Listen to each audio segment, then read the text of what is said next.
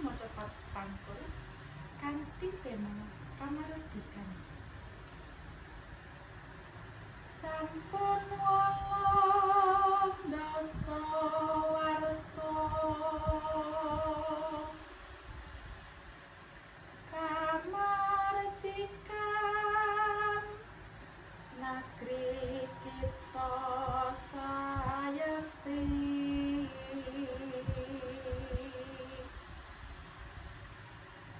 Para pangarsa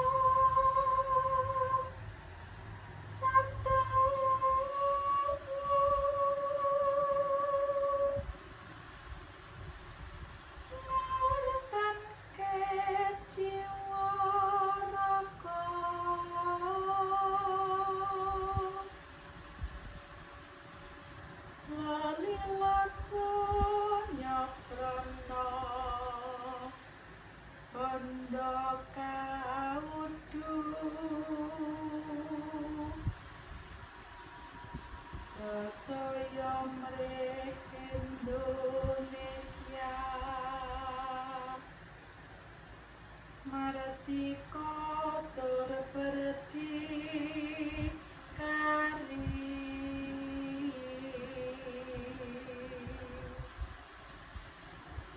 Assalamualaikum warahmatullahi wabarakatuh.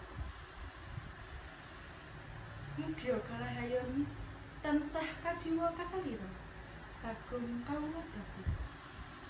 Nuwun dumateng para pepundhen, para sesepuh pinisepuh ingkang minantu ing pakurmatan, para pangembating praja prawiratama satriyaning nagara ingkang pantes widarsa, para rawuh kakung saha putri ingkang minantu ing Sukabasuki.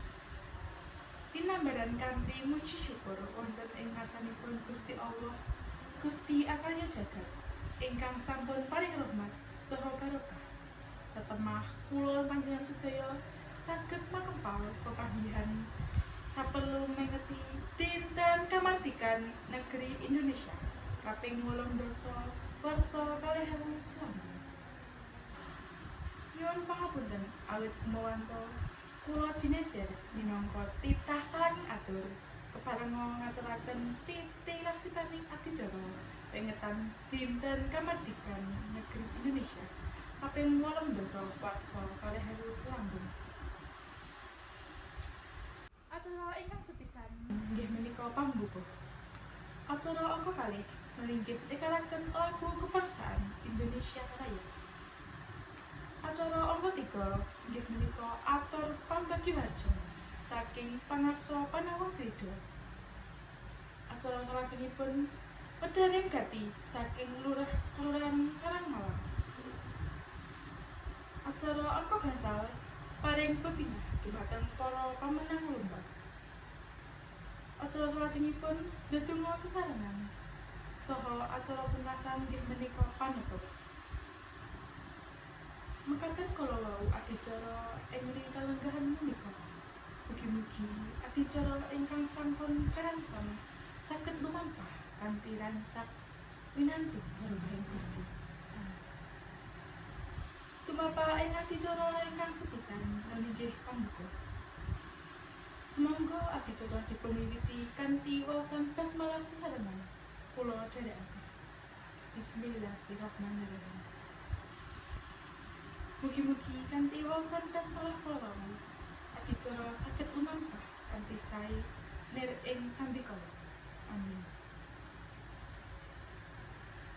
Adicara salajengipun inggih menika nyekaraken lagu kebangsaan Indonesia Raya. Para tamu kasuwun jumeneng.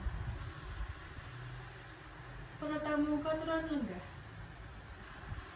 Adicara salajengipun inggih atur pambagiwarja saking pangarsa Panawang Krida ingkang dipun sairani déning sedherek Abimanyu. Dumateng sedherek Abimanyu, sasana kula aturaken secekapipun. Sumangga. Matur nuwun dumateng sedherek Abimanyu ingkang sampun paring atur pambagiwarja minangka sulih sarira saking Kadang Panawang Krida. Adicara salajengipun inggih menika Wederen kati saking kelurahan Karangmalang dumateng Bapak Suparman sasana woro kula aturaken sacekapipun sumangga. Pekatan kala wau wederen kati saking Bapak Suparman minangka lurah kelurahan Karangmalang. Saestu kula ngaturaken agunging panuwun mugi-mugi saged nambahi sesarepan saha bekti dumateng NKRI. Adicara salajengipun inggih menika paring pepingah dumateng para pemenang lomba ingkang sampun kalaksana ing dinten Minggu gangsal 11 Agustus 2019. Dumateng para rawuh ingkang asmanipun kula sebat. Sumangga katuran minggah panggung. Adicara salajengipun inggih menika tetunggal sesarengan dumateng Bapak Haji Solikin sasana wara kula aturaken sumangga. Amin amin ya rabbal alamin. Mugi-mugi kanthi waosan dedonga kala wau saged nambahi raos syukur saha semangat kula panjenengan sedaya anggenipun njagi nagara.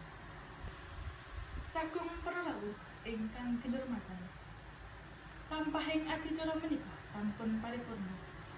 Semoga adicara dipun pungkasi kanthi waosan hamdalah sesarengan kula dherekaken. Alhamdulillah rabbil alamin. Kula minangka parantocara bilih wonten lepating atur saha kirang sukusita. Kula nyuwun agunging pangaksara. Nuwun matur nuwun. Wassalamualaikum warahmatullahi wabarakatuh.